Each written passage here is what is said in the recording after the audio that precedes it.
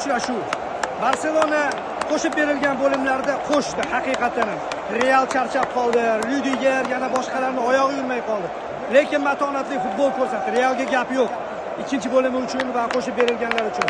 Lekin Barselona o'sha gol urishdan oldin 5 daqiqacha faqat hujumda yurdi. Hujumkorlik ko'rsatdi va natijada gol bilan taqdirlandi.